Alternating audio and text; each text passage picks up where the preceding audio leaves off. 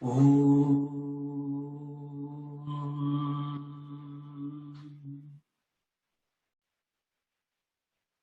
Om.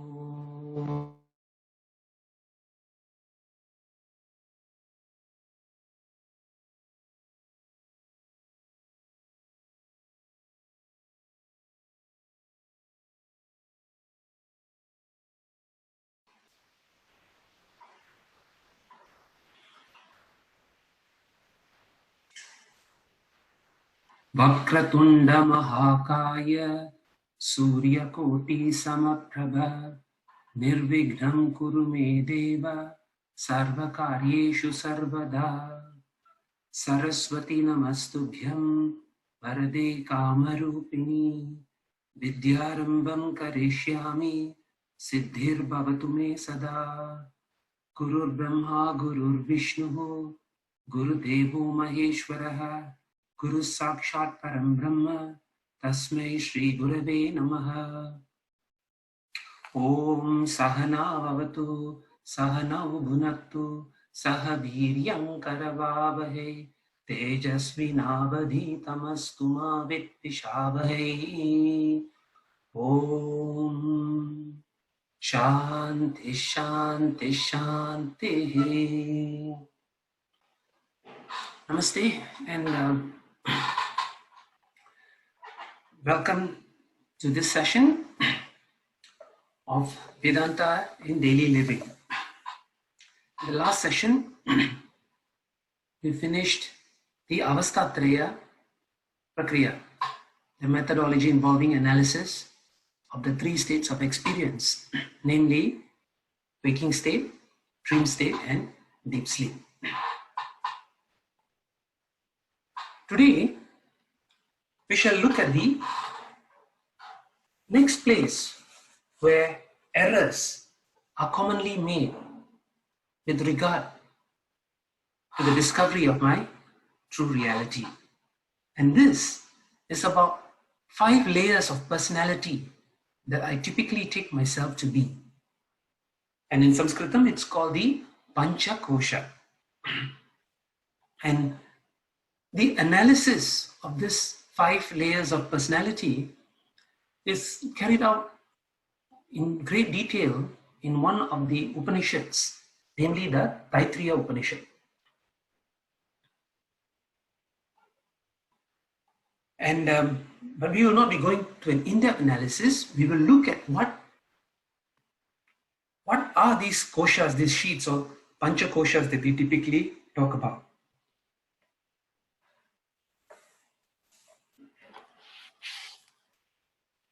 We'll start with page 234 of the Blue Book. Panchakosha khe Annamaya Pranamayo Manomaya Vijnanamaya Anandamaya Cheti. So the student asked the teacher, what is the Panchakosha? And why did the student bring in the Panchakosha? It was because, if you remember, when the teacher was unfolding to the student about Atma, he had mentioned that Atma is Panchakosha Atita. Atita. So it's beyond the Panchakoshas. So when you say it's beyond the Panchakoshas, the student's natural question is, what is Panchakosha? So here he asks, what is Panchakosha? And the teacher says, Panchakosha are the 5 sheets comprising the food sheath or Annamaya kosha, the vital sheath or Pranamaya kosha, the mind sheath or Manomaya kosha, the intellect sheath, Vijnanamaya kosha, and the sheath of happiness, Anandamaya kosha. I've prepared a simple slide to show the relationship between the 5 koshas and the 3 bodies that we have studied earlier. Do note that the analysis of the koshas is not something you do in isolation. You should be able to connect it with the 3 bodies by the end of today's session. So I'll just share a simple slide first to give you We will look at the analysis of each of these sheets in greater detail in the verses to come. But for now, you can see that the food sheet is the gross body. And the vital air, mind, and intellect sheets are the subtle body, and the bliss sheet is the causal body. So this is the connection between the analysis of the 5 sheets and the 3 body analysis which we have done in an earlier session. Okay?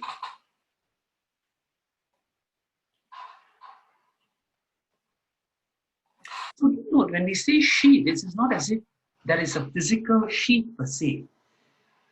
These are basically layers of my personality which I typically take to be myself. So there is no real sheet as such, right? Because for want of a better translation, they use the word sheet. Okay. So what is the first kosha? That is the Anandamaya kosha. So we go to look at page 236 of the book.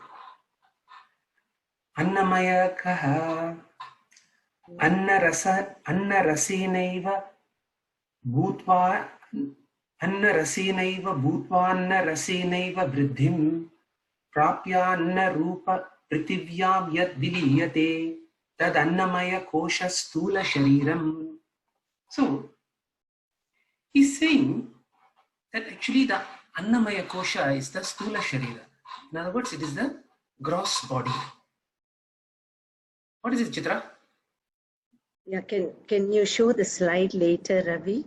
Yeah, I will. Okay. When we go, okay. Yeah. Okay. Thanks.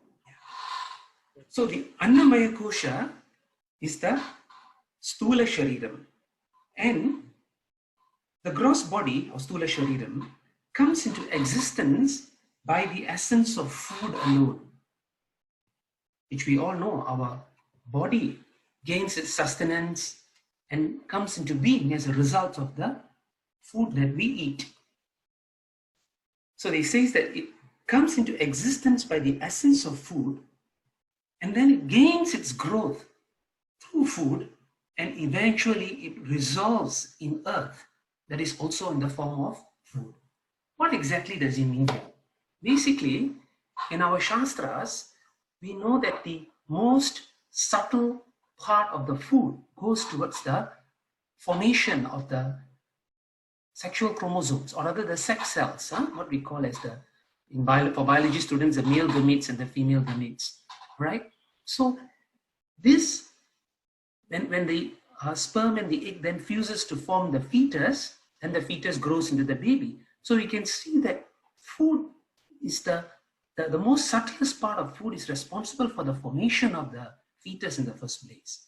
Then subsequently, the fetus, from the time it's in the mother's womb, right after the time it comes out and continues growing, it is continuously nourished by food.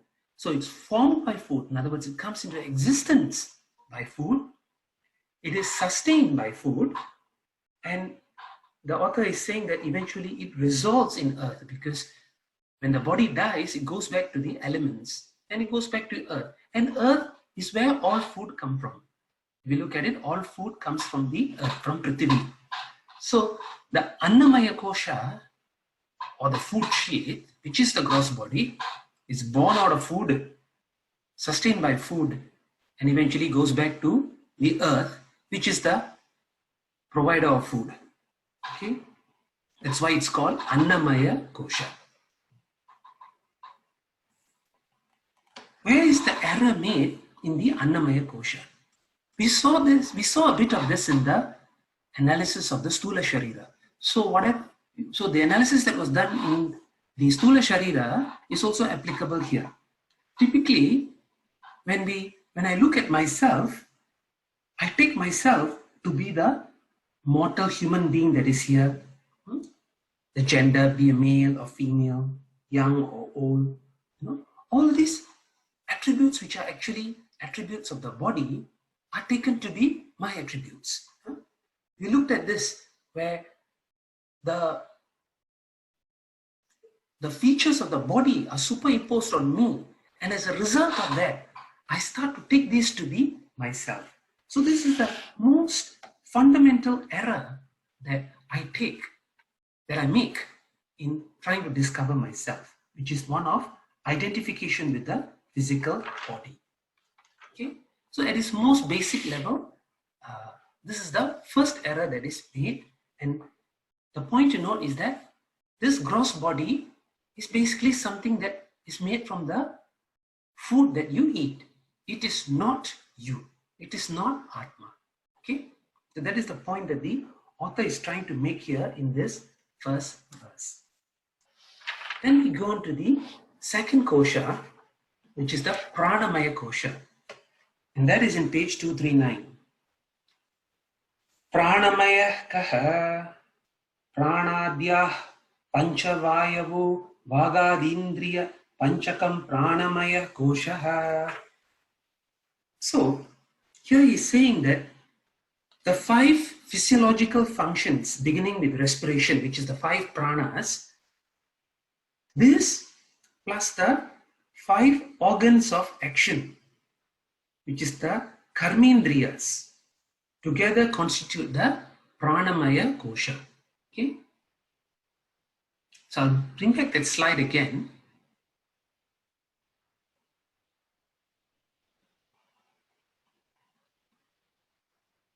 So the pranamaya kosha comprises the 5 pranas. What are the 5 pranas? I've written there: respiration, evacuation, circulation, digestion, and the reverse process like vomiting. These are the 5 pranas. So this 5 pranas plus the karmendriyas, okay, 5 organs of action. We saw what were the karmendriyas, if you remember. We looked at them in they were part of the subtle body, if you remember. And what are the 5 karmendriyas? They are the function of speech, functions of action, locomotion, excretion, and reproduction. Okay, so that is the 5 karmendriyas. So the 5 karmendriyas plus the 5 pranas together constitute the pranamaya kosha. Okay, and the pranamaya kosha is one that gives energy to the body to carry out all its physiological functions. And the 5 pranas are responsible for the proper functioning of the organs of action, which is the karmendriyas. In other words, all the things that we do, all the physical actions that we do, like walking and talking and sitting and running, they are all enabled as a result of the panchapranas. Okay, so this is the second kosha that the author is talking about. So we go on to the third kosha, which is the Manomaya kosha. Page 243. Manomaya kaha manascha jnanendriya panchakam militvayo bhavati sa manomaya kosha. Now, Manomaya kosha is the 5 organs of perception plus the mind. 5 organs of perception plus the mind is called the Manomaya kosha. The point to note is why mind. You can see the connection between the minds and the organs of perception, because without the mind, typically the organs of perception, the jnanendriyas, cannot function. A simple example, you can be looking at something, but if your mind is not there, something big can just pass through and you will be totally not have seen it. Likewise, maybe listening, maybe hearing something, but if your mind is not there registering what is going into the ears, it will again not be registered. So the jnanendriyas or organs of perception can only function when the mind is behind it. Without the mind, organs of perception cannot function. And what is this mind or manas? Mind is the seat of all emotions and desires. Okay? Seats of all emotions and desire. So typically, you can see by now, Manomaya is mind plus 5 organs of perception. Pranamaya is Panchaprana plus 5 organs of action. So typically you can see that the Manomaya desires and the Pranamaya executes. Okay, Manomaya desires, Pranamaya executes. It's a relationship that takes place there between the Manomaya and the Pranamaya. And again, need to understand that Atma is none of this. Not the Manomaya, nor the Pranamaya. Atma is the Atita. Remember, it's beyond. And what is the relationship between Atma and the koshas? Be it whatever koshas. What is the relationship? We always said the relationship is one of Satyam and mitya. Atma is Satyam, the koshas are mitya. Okay? Always remember that. Then we go to the next kosha, which is the Vijnanamaya kosha. Page 245. Vijnanamaya kaha buddhi jnanendriya panchakam militvayo bhavati sa vijnanamaya kosha. Here, again the 5 organs of perception are involved. But it is not the mind, but the intellect that is connecting to them to form the Vijnanamaya kosha. So, what is the intellect? Intellect is that which is deterministic, the knowledge that is doubt-free. Okay? When there is a doubt, we call it mind.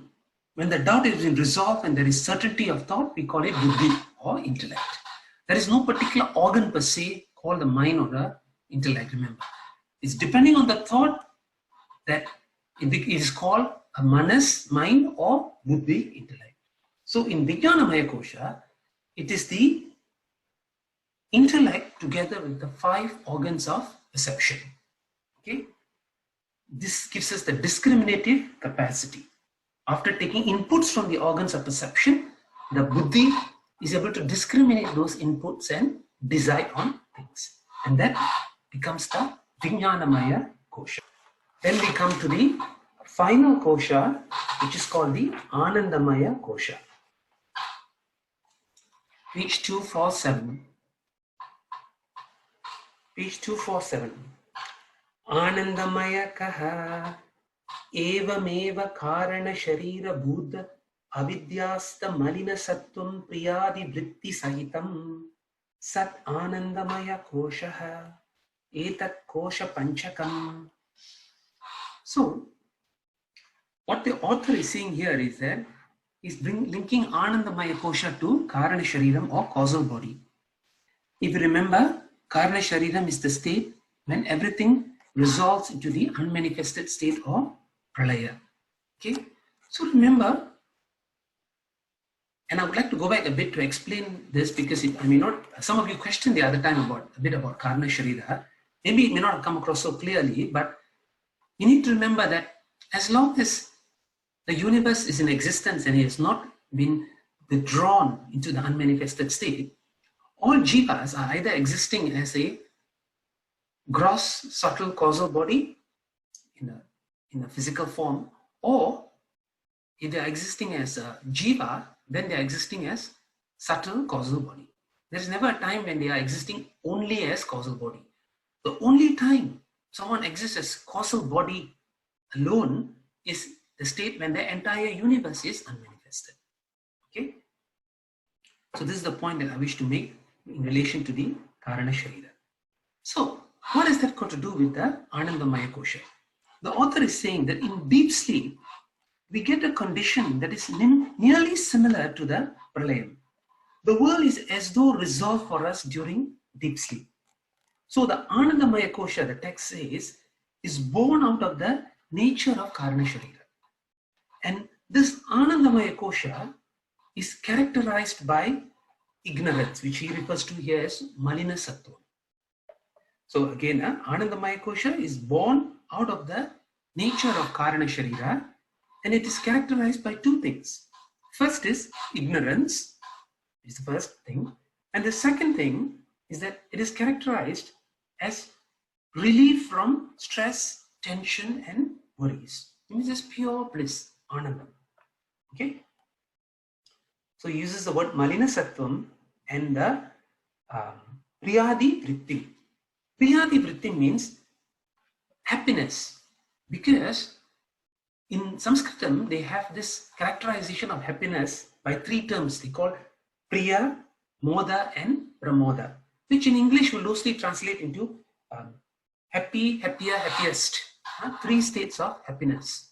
We call it priya, moda, and pramoda.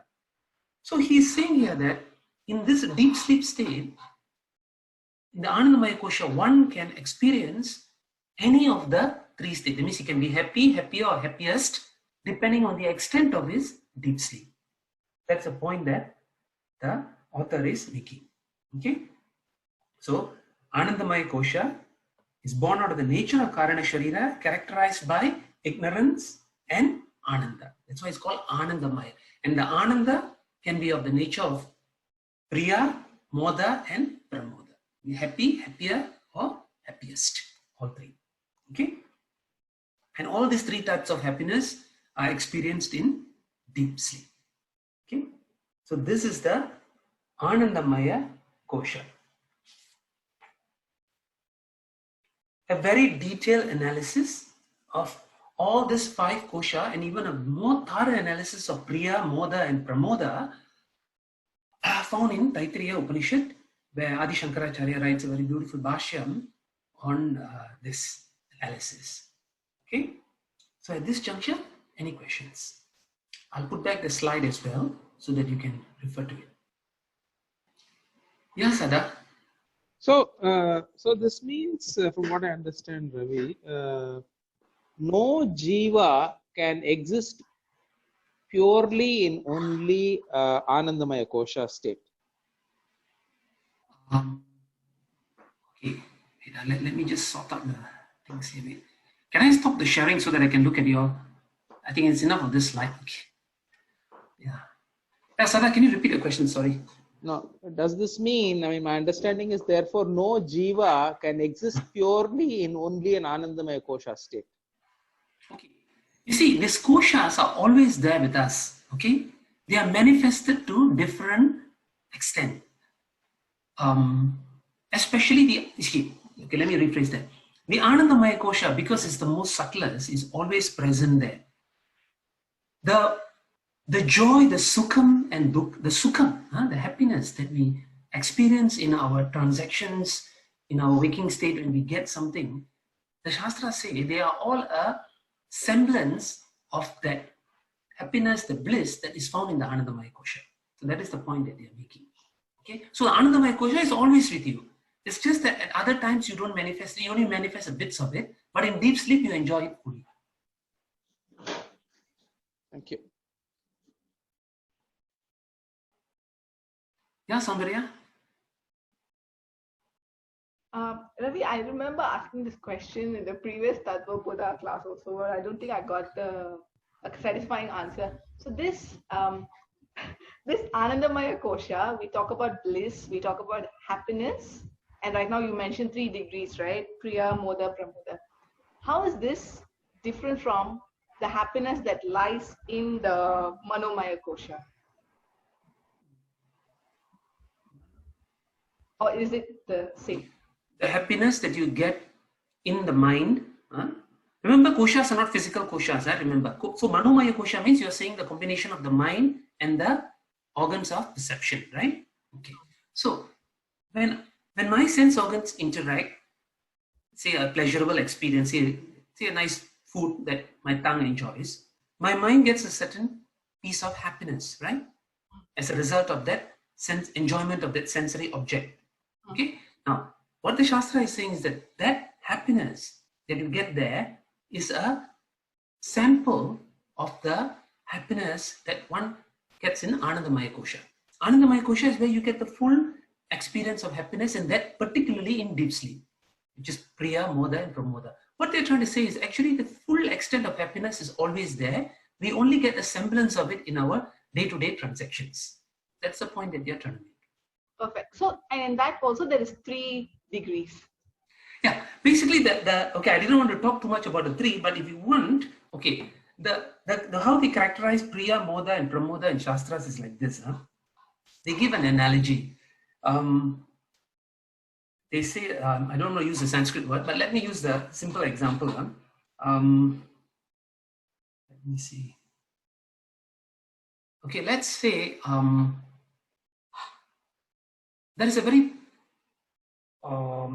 wonderful object, let's say a particular device, electronic device that I very badly want to have, and and somebody has promised to give it to me. The mere assurance that I'm going to get it already is going to make me happy. The mere thought about it is already making me happy. That is called priya. To give the analogy, that's priya. Then when I come to see the object, I get to actually have the object in my hands, and I have it physically. That they say is moda. Okay, and then when I use the object and I derive satisfaction from it, they say that is pramoda. Okay, I mean, one is when you think, the other one is grasping it, and the third one is experiencing it. So we give 3 different levels of experience to classify it. It's not clear cut. I'm sure there'll be overlaps, but basically that's what they mean. And pramoda naturally is the happiest state. And in our transactions, in all our daily transactions, we can't say that everything is pramoda. Some of it is priya, some of it is more happy, some is less happy. Have I answered your question?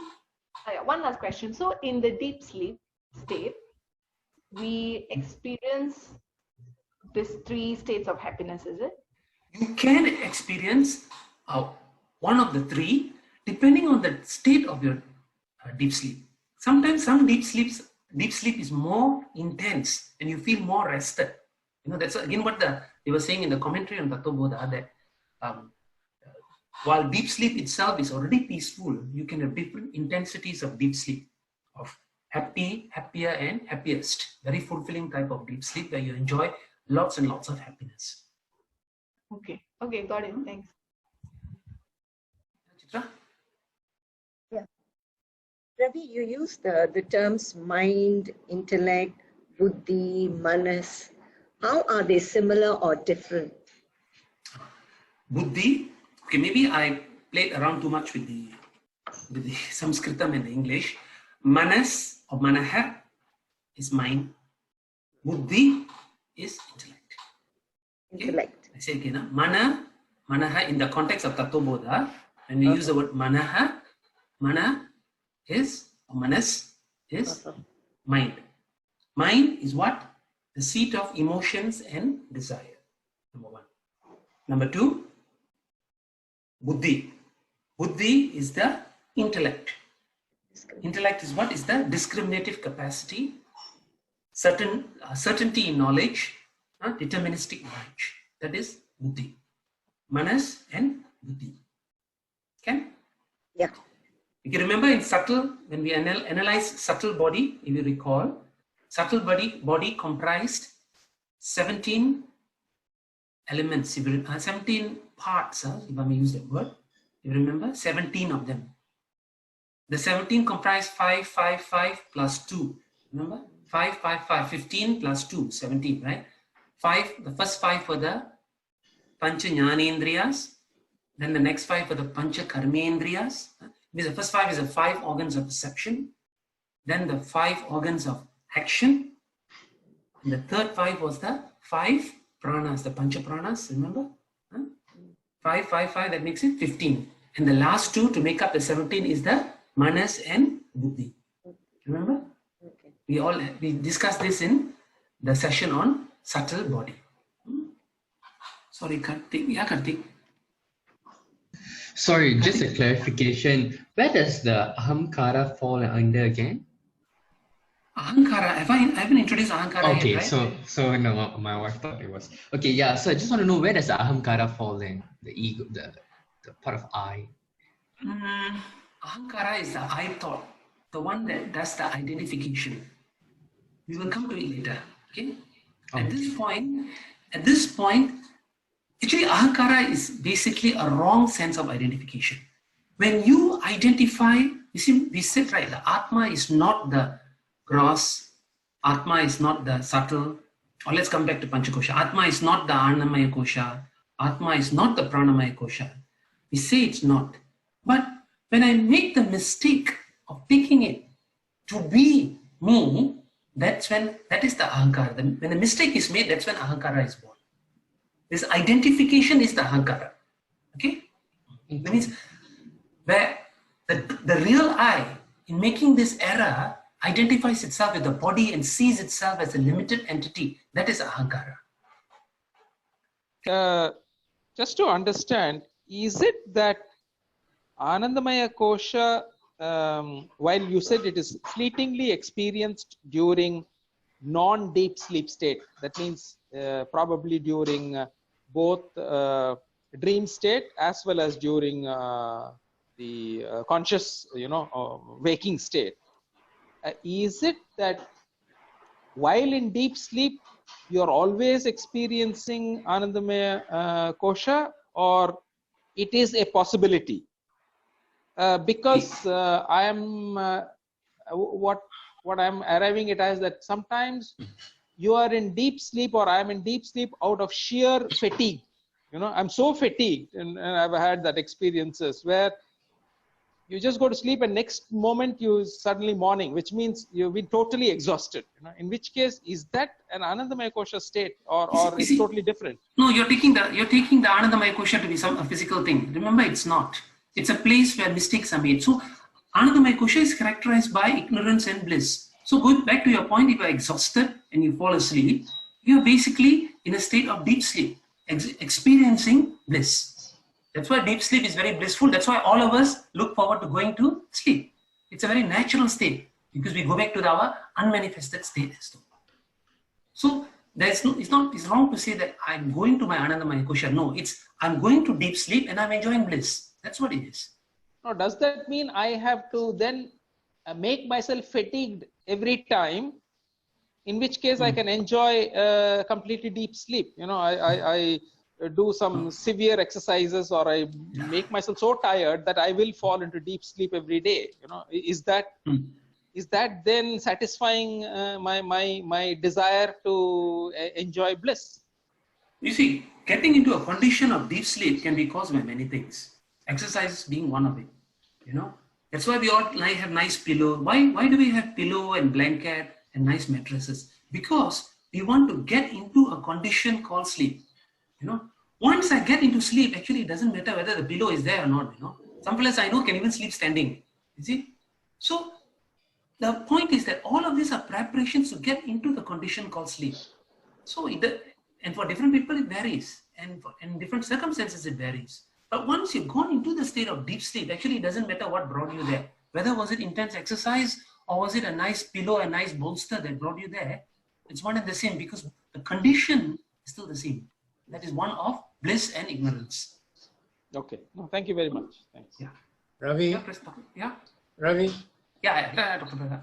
I have two questions. I think very quick ones.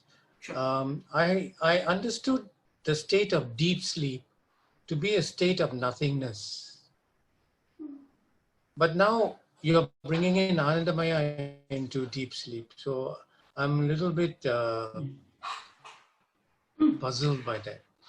My second question is, in your slide, you are relating the Panchakosha to the three body states, the three bodies, but you're actually talking about the three experiential states. So maybe I missed something before you started, or before I came on board.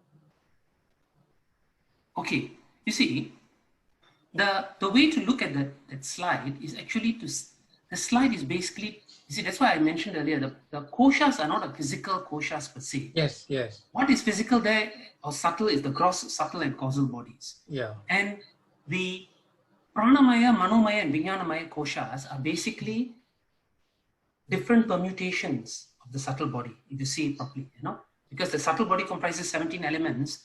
Pranamaya is 5 plus 1, Manomaya is 5 plus 1, Vijnanamaya is also 5 plus 1. So basically it's where when we transact with the world, we undergo different experiences. Okay, so the point they're trying to make is this is where the error is made. The Vijnanamaya kosha, Manomaya kosha and Pranamaya kosha are places where we make the error. For example, let me give you an example. Vijnanamaya kosha is a physiological function. See, as I undergo a condition called hunger. I take it to be my hunger. I take the hunger to be myself. So the Shastra is basically showing a template by which you can analyze where the errors are made. My emotions, I take my emotions to be myself. If I have a very strong emotional discussion with somebody I know, there's a lot of sensory inputs. My organs of perception are highly charged, transacting. My mind is highly involved. The Manomaya kosha is the so-called Manomaya kosha, the parts of it are fully at play. And there, at that point, I take myself to be my emotions. And I react, sometimes good, sometimes not so good. But the point is, Atma is not any of this. I take these conditions to be myself. So these are places where error is made. So I want to re-emphasize again to everybody that the koshas are not a actual body or item. Because the understanding will become clearer when you look at what is the kosha. So when you say Manomaya kosha, what is Manomaya? Manomaya kosha is basically the manas plus the 5 organs of perception. That is Manomaya kosha. There is nothing else more than that. And this is the place where I make the mistake of taking myself to be the mind. Vijnanamaya is where I take myself to be the intellect. Pranamaya is where I take myself to be my hunger, my physiological functions, my shortness of breath or whatever. You see? Okay. Okay, what was your first question again? My first question was, I was under the impression that deep sleep was a state of deep nothingness. But then you are bringing in Anandamaya into it. So how can one experience anything in deep sleep? If you recall the definition Even of, if it is not the authentic one. now if you remember the definition of deep sleep, Sushupti Avastha, I don't think it was mentioned as nothingness. I think you got that wrong. Because if you check you go back to your definition of Jagrat Swapna Sushupti, I don't think it is nothingness. Let me just check it out. Just let me get the actual technical word for it. It's okay, Ravi. Yeah. No, we said, okay, the deep sleep state was something where there was no experience of anything. You know, there were two parts to it. Remember, we said there were two parts to the deep sleep state. One was the ignorance, where there is no experience of anything, and second was the sukhena, comfortable experiences, where a state of peace and bliss. That was mentioned in deep sleep state. Yeah. Okay.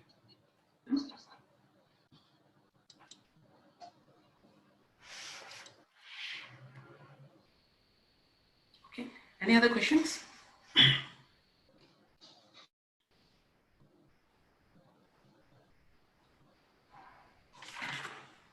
Okay. Next, we'll go to a very important part of this. I did not want to dwell too long on the Panchakoshas because I'm going to handle the Panchakoshas collectively in the next verse. That's why I didn't want to spend too much time analyzing where I make mistakes in each of the koshas.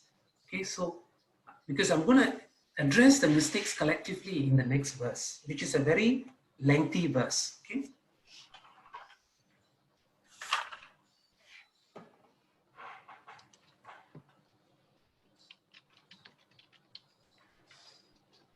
It is on page 250.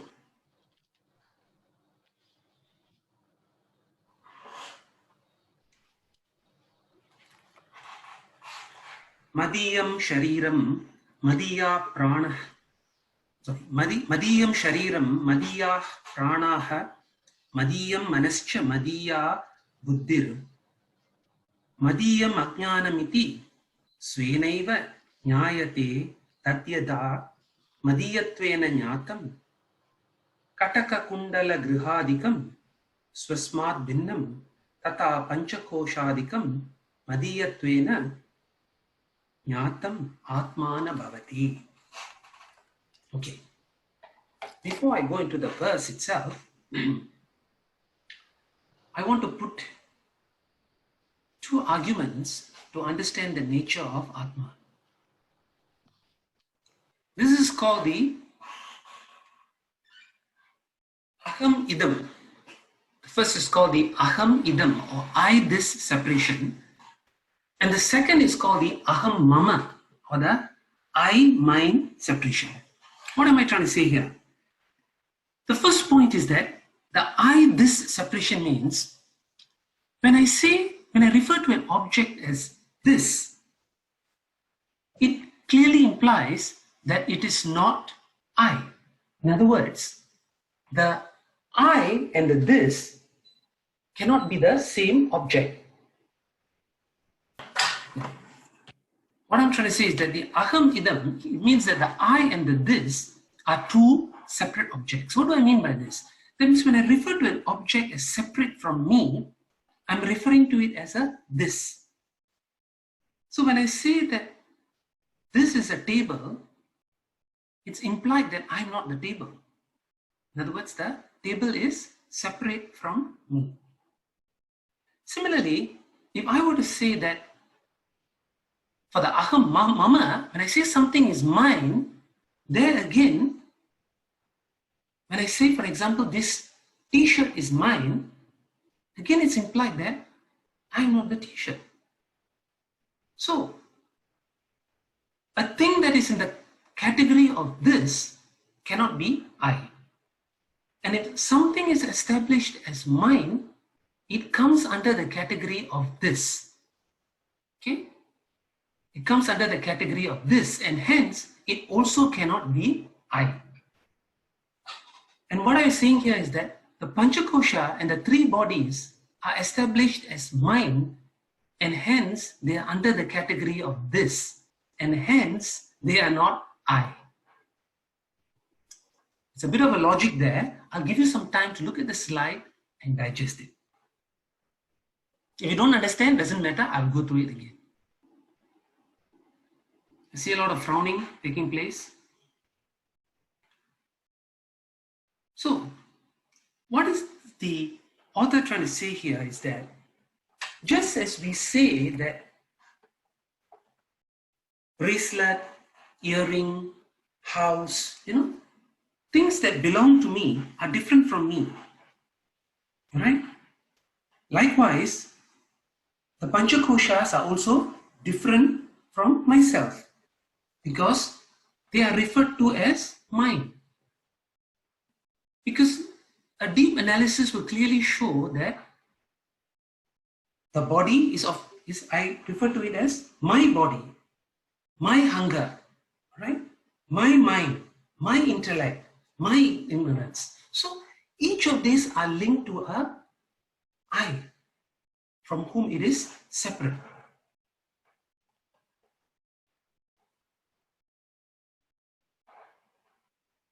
And all of them are therefore idam. They come under the category of idam.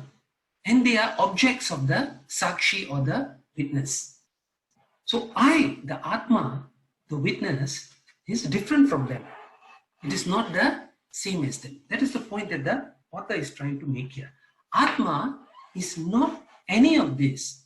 And how do I know it? Because I refer to all of this as my body, my hunger, my thirst, my anger, my agitation, my frustration. So what is in it for us? The teacher is basically telling the student, in all your transactions, you come across all these things. In your daily life, you come across all these things. And when you come across them, what do? You take them to be your own. Correct? And you take them to be yourself. And that is where it goes down the path of lots of sorrow, frustration, and agitation.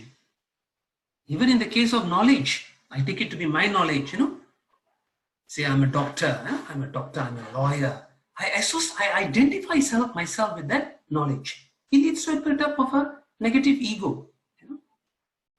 So in all these places, there is a huge error being made, because what the teacher wants us to see is that if we see this as objects of the sakshi, objects that belong to me, then the conclusion is very obvious that I am not any of this. I'm just a mere witness of this. I'm the witness of my body. I'm the witness of my hunger. I'm the witness of my frustration. Witness of my anger. Witness of my agitation. I don't have to be proud of my knowledge. The knowledge is there. It belongs to me. I'm not the knowledge. And likewise, even ignorance. My ignorance, I'm also a witness of what I don't know. So I, the Atma, the Sakshi, is different from all of them. And this is what the teacher is telling us. You will find that it's very easy with regard to the Annamaya kosha, because it's very easy to see why the body is not me. You know, just like you take your car in your house. Your car belongs to you. Your house belongs to you. You are not your car. You are not your house. Your relatives are there. They are your relatives. My relatives. But I'm not the relatives, right? They are separate. They have their own lives. See? So we use that analogy and analyze further with regard to the Pranamaya, using the Annamaya as a starting point. You start to look at Pranamaya, Manomaya, Vijnanamaya, Anandamaya. You will start to see why you are not any of these things. And that is going to bring about a big shift in your life and a big shift in your transactions.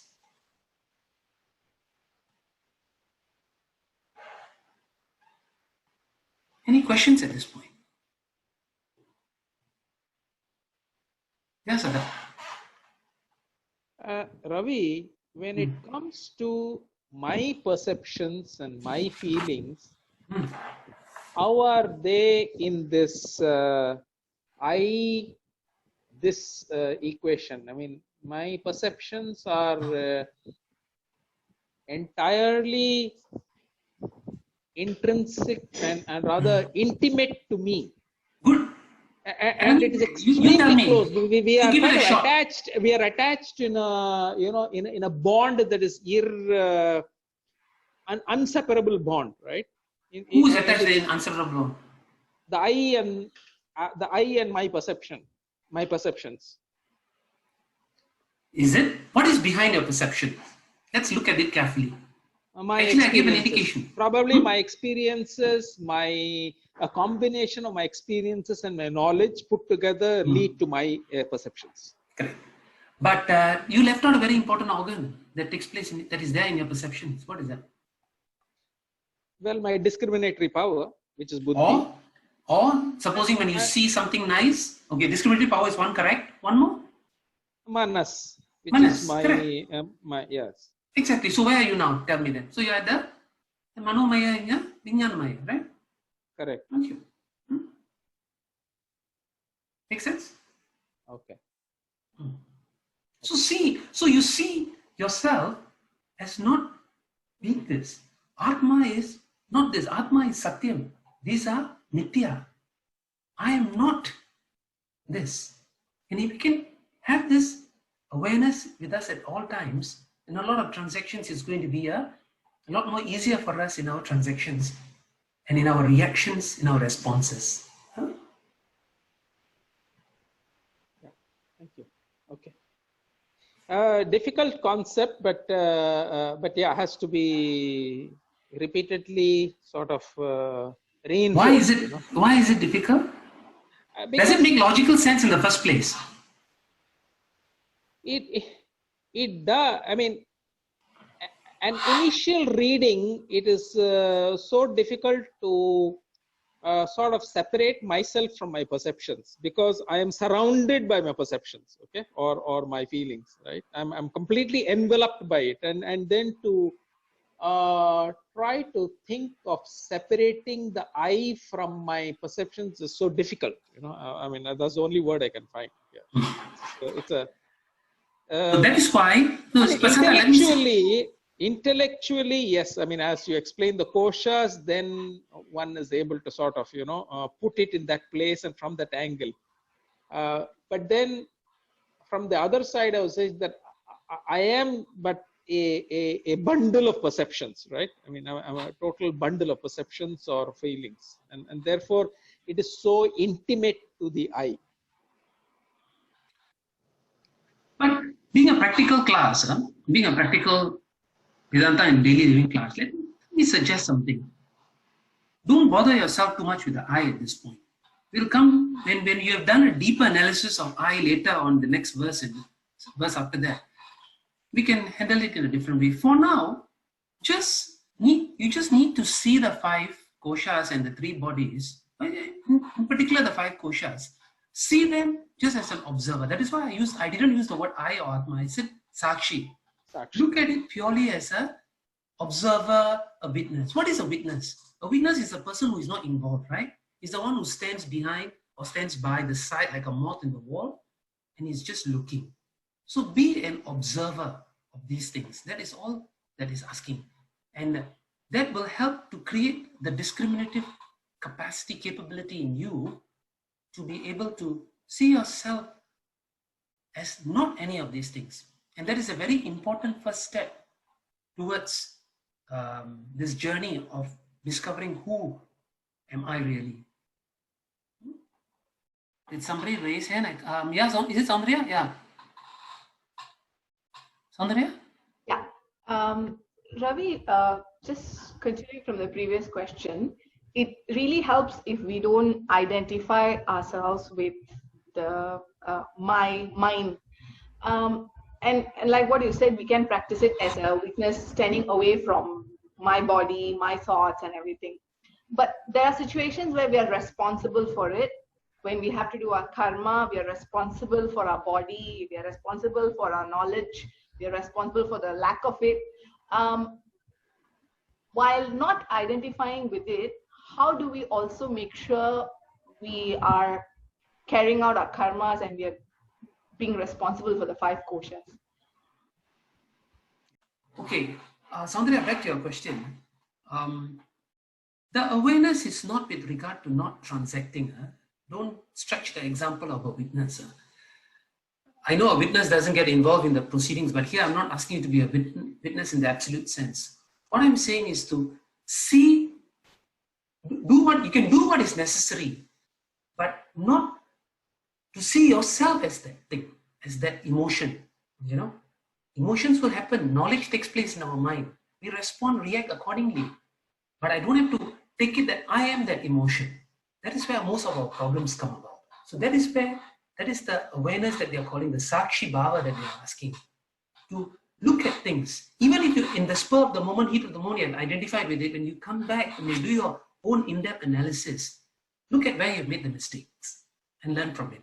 You know, there's a whole of difference when I identify myself with my emotions and when I don't identify my emotions. It doesn't mean when I don't identify my emotions, I become a dumb jada. I don't. That's not true. I can distance myself from my emotions and act in a very responsible and calm and positive way, such that there is win-win for everyone. You all know that is always possible. We always talk about responding versus reacting. Don't react, but respond. Remember? What does it really mean? In management circles, they always say this, right? In those type of management development courses, we'll say, don't be so reactive. Respond, but don't react. What is the meaning of that? When I react, I've identified myself with the emotion already. Correct? That's why I react. My anger takes the better of me, right? But when I respond, what is it doing? I'm being objective. Why am I able to be objective? Because I've placed that space where I see the emotion as something other than me. I've taken it as my emotion, not me. You understand? Make sense? Yep. Let me attend to Abhinav first. Yes, Abhinav. Yeah, Abhinav. Hi, Ravi. Yeah, hi. Sorry, did you have an earlier question? I think I didn't call you. I'm sorry. It's okay. I thought there was some kind of Zoom issue. Okay. Anyway, I just wanted to ask, how is moksha defined in terms of what you explained just now? Is it about just being able to transcend the requirement of taking on a gross body and existing only in the other two? Okay. Remember Satyam mitya relationship? Mm-hmm. Can you remember? Yes. Okay. So if the clay sees itself as a clay, is there any problem with the pot continuing to exist? No problem, right? No. You got to answer because I don't have a video. I can't see your response. I'm still thinking. Okay, think. I don't have to destroy the pot to see the clay. The pot can continue to exist. So that when I see the Satyam, I don't have to demolish the mitya. Cross body, subtle body, whatever body can continue to exist. The journey here is about discovering who am I really. And We're if I not can correct necessarily talking about being a jivatma, but in the traditional sense of freedom from the cycle of birth and death. In that, taking on such a definition, would we say then it's just about existing in the subtle and the causal body? No, don't understand. I don't understand the question. Does it mean that you have advanced so much spiritually that you can exist only in the causal and the mental bodies? Okay, the causal, the subtle and causal bodies, why do they come about? Can you remember? Why are they born? Yeah, manifest. Why do they come about? They are a product of? Yeah, manifested. Your karmas, right? Yes. Your punya papa, right? Remember? Correct. Correct. So that's the cause of your causal and your subtle body, right? Because of punya karma, that's why you go through your reincarnation, right? So how do you break the reincarnation? You break the reincarnation when there's no longer when the karma is totally exhausted. Okay, and Shastras say that in moksha, when an individual identifies his reality, the sanchita karma is dissolved, and when sanchita karma is dissolved, all that is left is just his prarabdha. He will not do agami karma because agami karma is also he doesn't have identity with agami karma, so there is no agami karma. He will just live for his prarabdha to exhaust, and when the prarabdha is exhausted, that person will end his cycle of birth and death. Again, I can't see your video, so I do not know whether you are understanding what I'm saying. Got it. I was just trying to relate it to some godmen who rather reassure people that despite not being around the physical body anymore, they will continue to stay on in the subtle body. So it's not available for transaction. I'm guessing this assurance doesn't count for much. I don't understand the last part. What is that? Are you reading off from something? Or? No. I don't understand the last part. What were you saying in the last part? No, does such an assurance count for much? Because saying that you're only available in a subtle body still means that you're not available for transaction. Okay. You're saying that after one's death, is it? No, godmen. What is God? I don't understand what is godmen. The New Age Swamijis, you could say.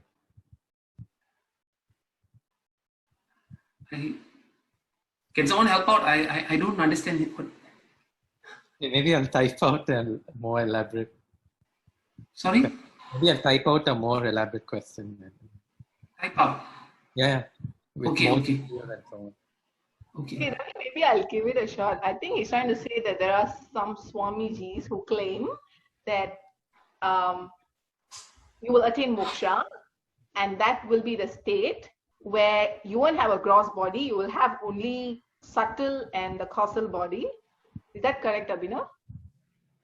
Not exactly. There were some Swamijis who claimed that even after they leave the earth, they will continue to remain to serve the needs of their devotees by staying around in their subtle and causal body. So does that mean anything since it's not available for transaction? Is it just an empty assurance is what I'm asking. Okay, I understand what you mean. Okay, now I get it. Okay, if you read autobiography of Yogi, some of the books, yeah, they do talk about this. You see, some Mahatmas, whether it's their own volition or is it divine destiny, that once they shed their gross body, naturally they don't come back to the earth plane anymore. But they continue to exist in a subtle form to help other beings on the journey towards God realization. I've read this before. So is it one of their choice or is it something that's ordained on them by God? Nobody knows, and I don't know whether they said it. But the point is that they are still existing in a certain plane. Moksha is not there. Moksha is not there. So in the technical sense, they are not attained moksha, correct? Okay, go ahead. Have I answered the question? Yeah.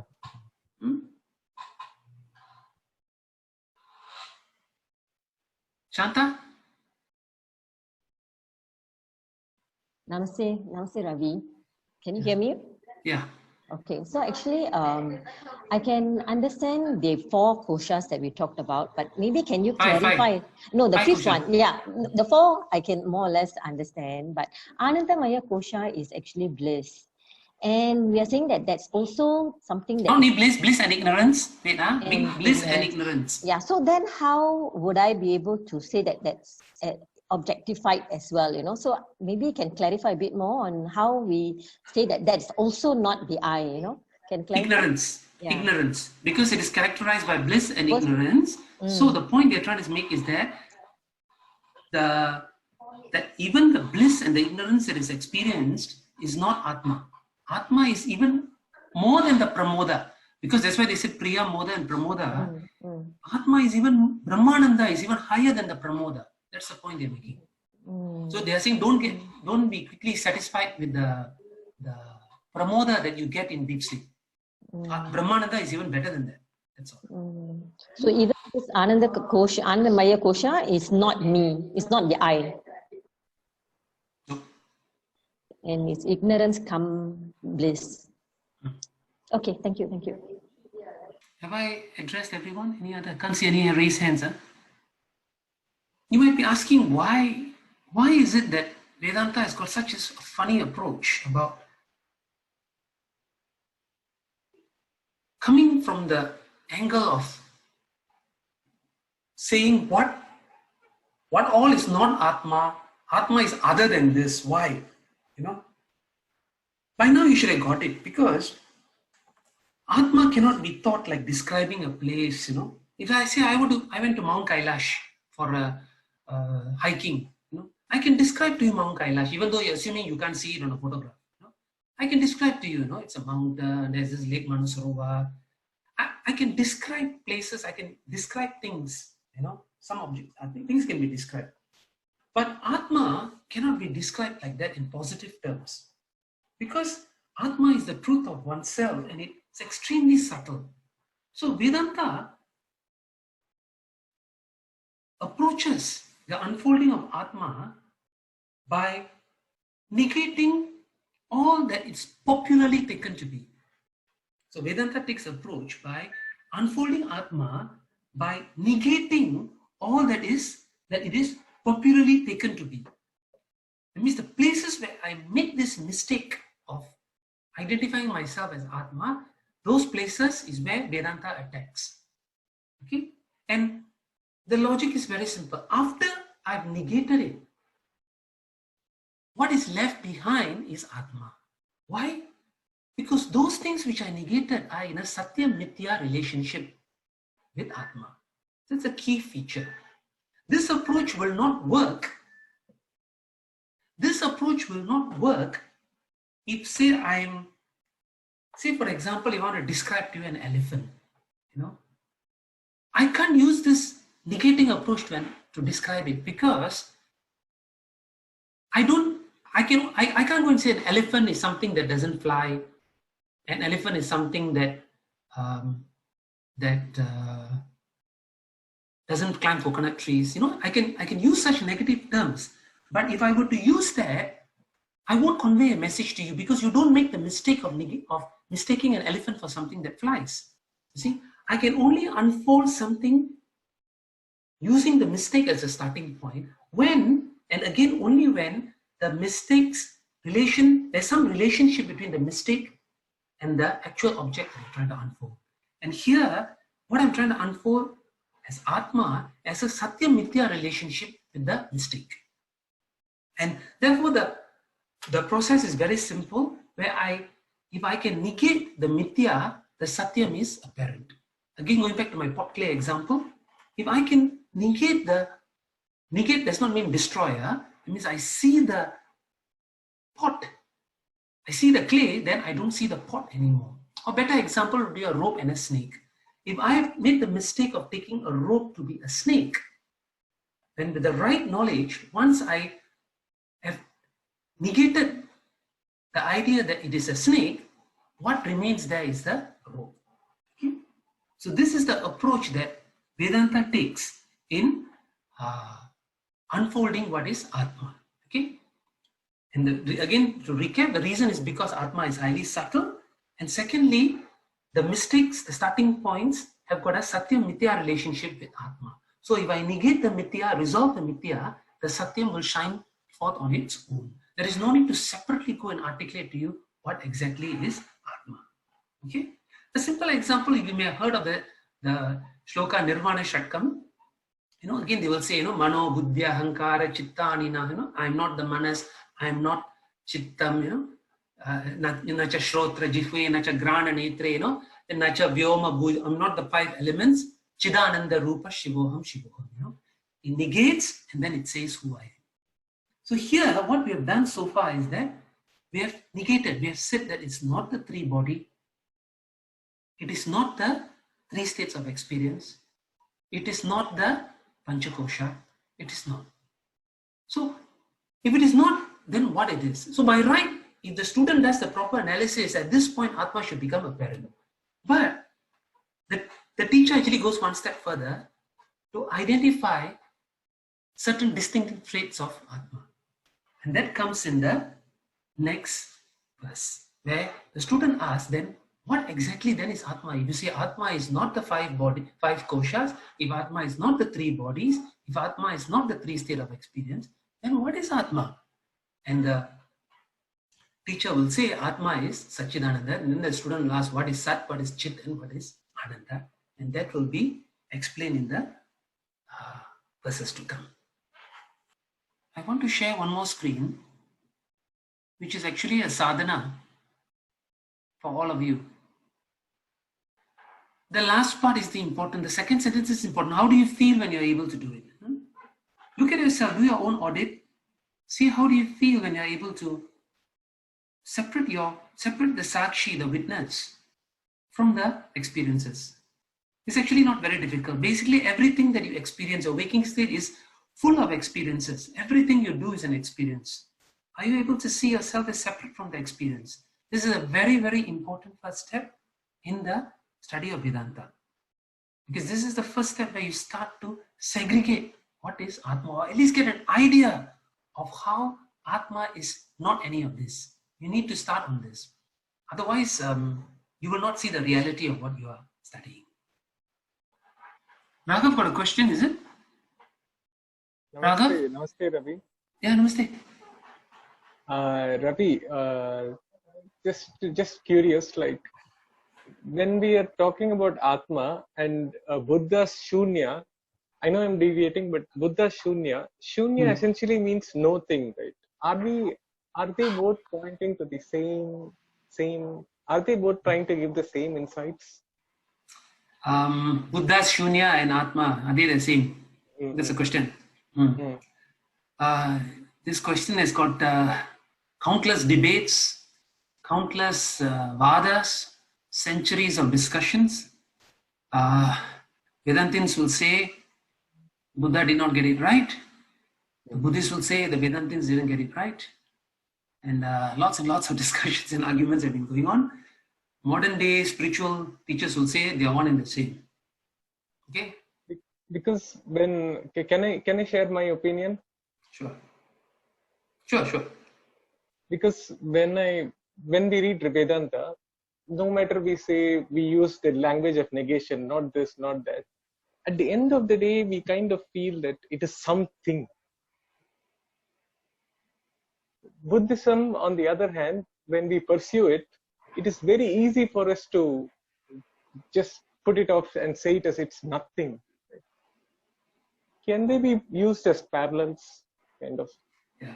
You see, don't forget, that's why when we spoke about Atma in the beginning of the class and we spoke about Moksha, we said about Brahmananda, we spoke about bliss, happiness. So it's a positive entity. It is not a emptiness. But this is where I have my own doubts on a personal level. I am not sure if Shunya in Buddha's Shunya really meant nothingness. That's where modern day spiritualists say that it's one and the same. So again, it could be a confusion of terminologies and contextual use of the words. So again, I'm not a subject matter expert on Buddhist Shunyavada. So I can only express a view which is purely mine, and it may not be authoritative. Susendran, yes? Yep, hello. Okay, the thing is, I don't think something, I don't think mitya can exist or can derive out of nothingness. So, in regards to this argument, I don't think Atma can be nothing. True. That is what the Vedantins will say, including Shankara. That is the argument they use. Because something can come out of nothing. Which is where I don't know if people, I mean, I don't know enough about Buddhist philosophy. And when they say Shunya, is it really nothingness, or is it something that's without any attributes? You know? So I don't think I'm in a position to comment on that. Yeah. But your point is right. For something to come out, something can come out of nothingness. It's not possible, including mitya. Because mitya needs a satyam, needs a sat. Okay. Agree with you. Ravi, good evening. So I have one question. Whether the witness can alter, witness means this Atma of these idams, can alter the idams proceedings. Witness is not idam, witness is aham. Yeah. Witness can alter the idams. Alter. Okay. Alter. Suppose I'm thinking it is mine, and I have some bad experience or bad thoughts or something like that. So my Atma, which is the witness, can it alter it? Sure, because Satyam Mitya, remember. What is the basis? Satyam is the basis. It can, definitely. But our problem is not altering. If we know them as different, we will definitely alter. The problem is we have taken it to be ourselves. That's the problem. You know, altering is easy. That once we know that they are separate, then to go on the right path is very straightforward. You know, but our problem is not even there. We take it as one, as ourselves, as something that can't be changed.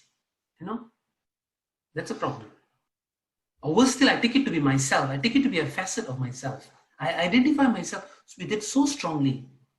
And all my sorrows and my afflictions are as a result of this error that I commit. Hello.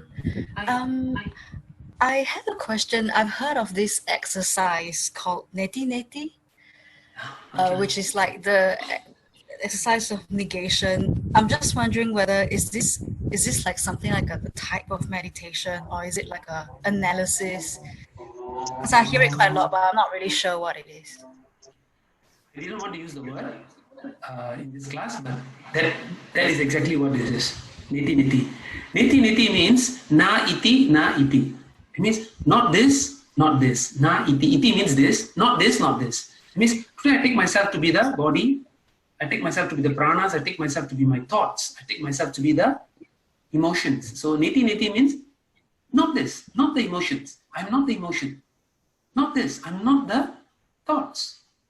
Not this, I'm not my body. Not this, I'm not my hunger. See? Not this, not this. It's not a meditation. It's not a meditation. It is an analytical exercise that every Vedanta student should do. It's the basis of Vedanta, actually. This Nethi-Nethi analysis, where one looks at all that is mitya, and using the mitya as a basis, I go to the Satyam. Using the mitya as a basis, I say that Nethi-Nethi na iti, that means not this mitya, but the Satyam. Not clay, sorry, not pot, but clay. Not wave, but water. Okay? That analysis is called Nethi-Nethi. Okay, so is this something like, it's an analysis that we can do on our own? Yes. Whenever we have an experience? Yes. Okay. But you have to be clear that Nethi-Nethi is an analysis that is premised on the error being made on something that is mitya, and using that as a basis to go towards that which is Satyam. So that is what this Vedanta, Tattva Bodha, in fact, is doing. It is using the mitya, which is the gross body, the three bodies, the three states of experience, and the 5 layers of personality as places where a mitya has been taken to be the Satyam. and from there analyze to go further and look at what is the Satyam, which is the Atma. And that is why in this, I'm asking for the sadhana, this exercise of asking you to be a sakshi, to be a witness to all that you are not, to be an observer of your transactions, is basically an exercise in Nethi-Nethi. It means you be an observer means you're saying that I am not the thing that is observed. It is different from me. Have this differentiation. That is what this sadhana I'm asking, that I put there on the slides earlier. Okay, thank you. Any other questions? I don't see any other hands up. Yeah, so Ravi. Yeah.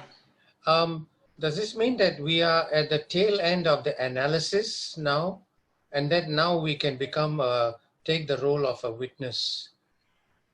We have analyzed all the parts. Continue.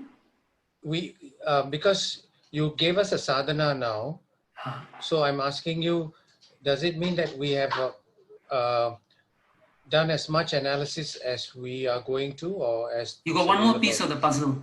Okay. The sadhana for this week is not complete yet, because there is one more that will make that be the final piece in the jigsaw next week. Okay. Which is Satchidananda. Then that will add more value. But today, for this week, just do the sadhana of witness. It's very easy sadhana. Right. Once you have unfolded Satchidananda, this will become even easier. But this is a good way to get starting as a student of Vedanta. So we are close. Yeah, but you're only close to the analysis. Microcosmic analysis, not macro. Okay. Micro only, not macro. You are very eager, I can see. You can't see. You can't see. From your voice, I can tell. You mentioned micro versus macro. Could you elaborate on that? Oh, okay. Sorry. I was talking about the sections in Tattva Bodha. Remember, section 1 is Sadhana Chatushtaya. Section 2 is about the individual analysis. Then section 3 is the macro. Section 4 is the equation. And section 5 is the fruit. You remember I mentioned this in earlier classes? Yes, I think it was in the first class, No, even some. First section is on the qualifications. Then the second section is on the analysis from the individual standpoint. The third section is on the analysis from the global standpoint or universal standpoint. Fourth section is the equation of the micro and the macro. It means the individual and the universal, the equation, which is very important. That's why you establish the validity of the statement of Tattvamasi. And then the fifth section is the fruit of the study of Vedanta. Thank you. Clear? Karthik? Yep. Huh? Okay. Sometimes when we do the fire rituals and stuff, the havans, as they say, they do svaha to all the 5 pranas, the pranaya, svaha. Why do they do that if it has nothing to do? Pranaya svaha. Offerings. Svaha means offering. So there are many explanations on this.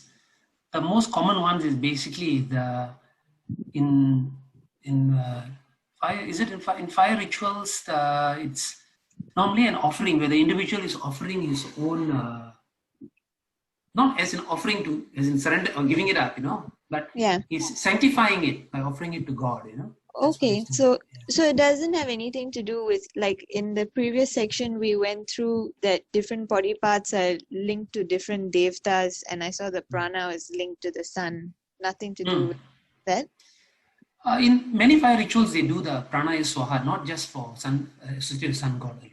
So just like cleansing and stuff like that. Yeah, correct. Okay. Anu, you want to add anything, Anu, on this? Or anybody else got anything to share? Because there are many explanations for this. This pranaya swaha is many. Anybody want to share? Yeah, those are rituals actually. So the Ishvara that we are talking here, and I mean, although they're the same, it's a different.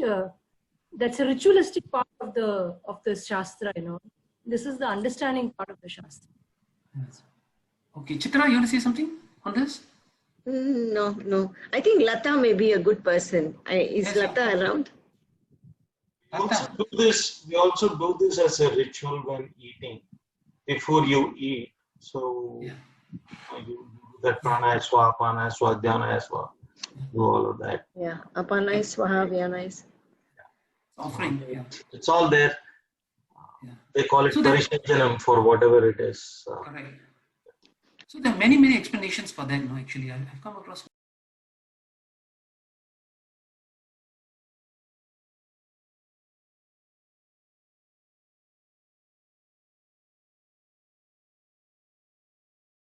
Okay, thank you so much for sharing. Okay. If not, we'll do closing prayer. Om Swasti Prajabhya Paripalayantam Nyayena Margena Mahim Mahishaha Go Brahmanebhya Shubhamastu Nityam Loka Samasta Sukhino Bhavantu Kale Varshatu Parjanyaha Prithvi Sasya Shalini Desho Yamsho Barahita Brahmana Santu Nirbhayaha Sarve Bhavantu Sukhinaha Sarve Santu Niramayaha Sarve Bhadrani Pashyantu Ma Kashchid Dukkha Bhag Bhavet Asato Ma Sadgamaya Tamaso Ma Jyotirgamaya Mrityorma Amritam Gamaya Om Shanti Shanti Shanti. Thank you. Namaste. See you all next week. Thank you.